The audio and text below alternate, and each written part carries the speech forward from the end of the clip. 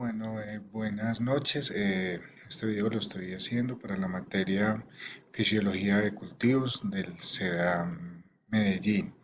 Eh, el cultivo que seleccioné para este trabajo final de la materia fue el cultivo de Uchuva Pizales peruviana. Mi nombre es Juan David Santa, vivo en el municipio de San Vicente.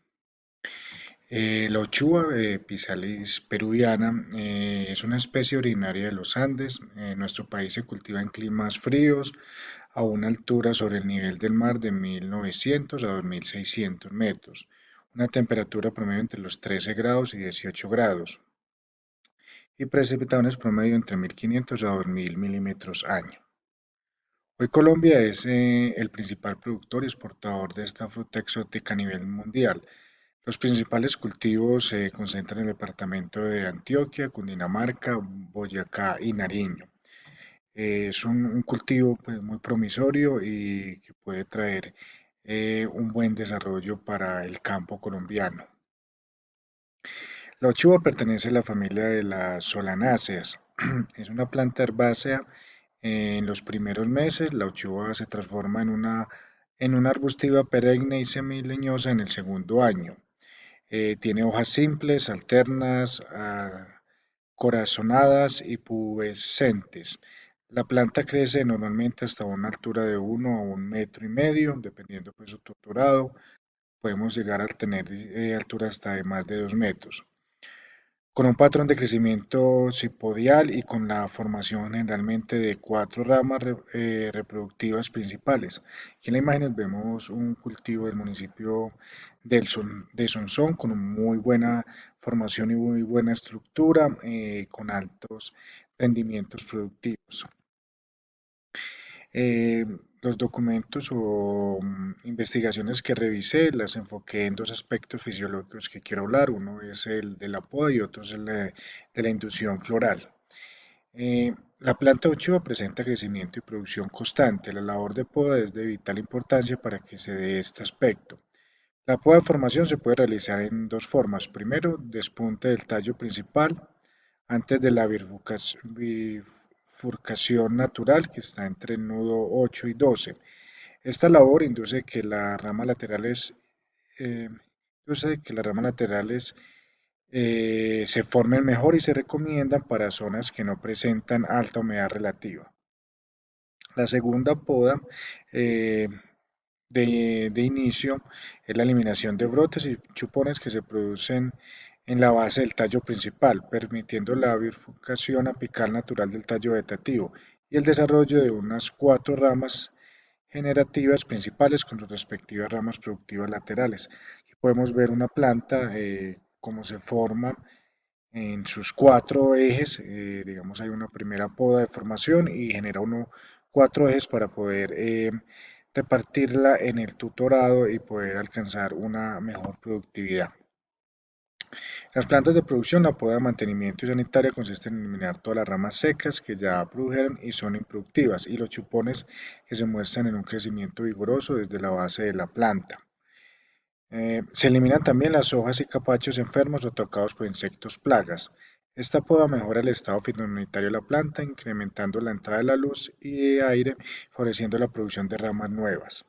La poda de renovación, cuando las plantas empiezan a producir frutos de menor tamaño, entre unos 18 a 24 meses desde la plantación, solamente recomienda en cultivos con óptimo estado fitosanitario o nutricional. Aquí podemos ver otra planta ya en un estado en pico de producción, donde se ha generado muy buena formación, donde se genera un espacio en el centro con la poda para que entre buena luz y pueda estimular todos los tallos productivos y generar buena producción. Aspectos fisiológicos sobre la inducción floral. El proceso de formación floral depende de la integración armónica de varios factores. Cada uno de ellos es indispensable.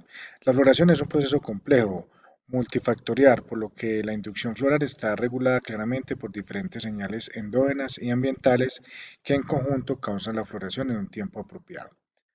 Hasta ahora no hay certeza si los reguladores de crecimiento o fitohormonas activan directamente la transmisión de la fase vegetativa hacia la reproductiva. Este cambio en el interior del meristema apical se atribuye a una consecuencia de la variación en la distribución de los nutrientes.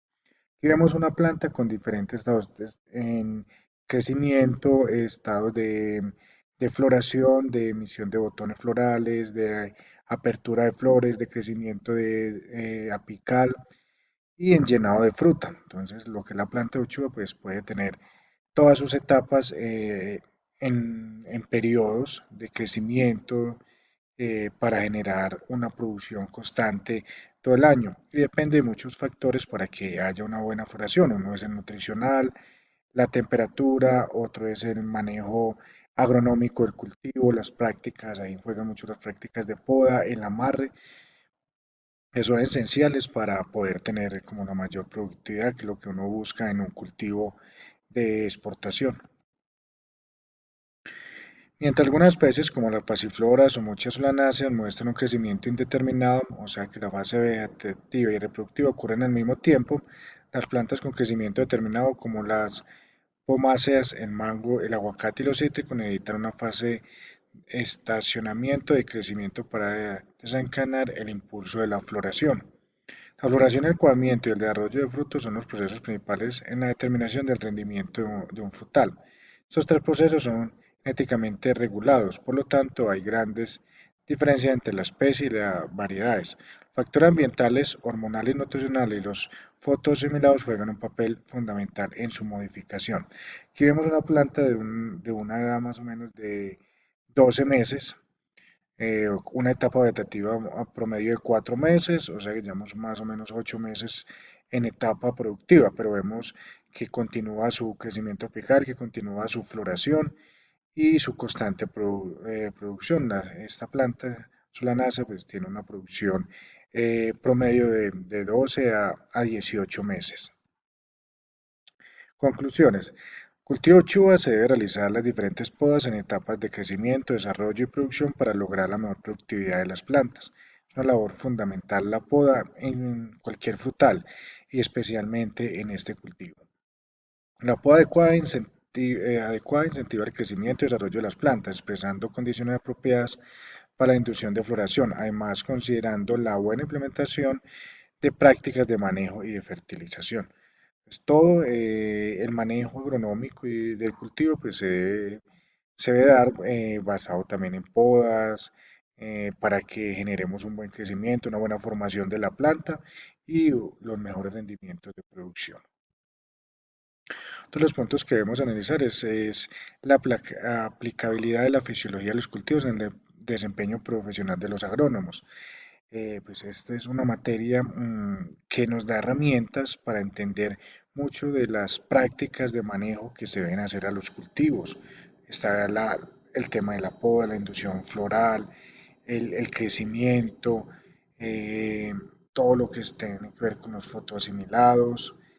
Entonces vemos que es una materia fundamental en la formación de los agrónomos y para poder dar el mejor desempeño a nivel de campo, cuando estemos dando asesorías a los productores o cuando emprendamos directamente un negocio, un cultivo, debemos de apropiarnos mucho de todas estas prácticas que nos dan todas estas prácticas para dar el mejor manejo al cultivo y parte mucho de entender y dar un buen manejo a la fisiología de cultivos.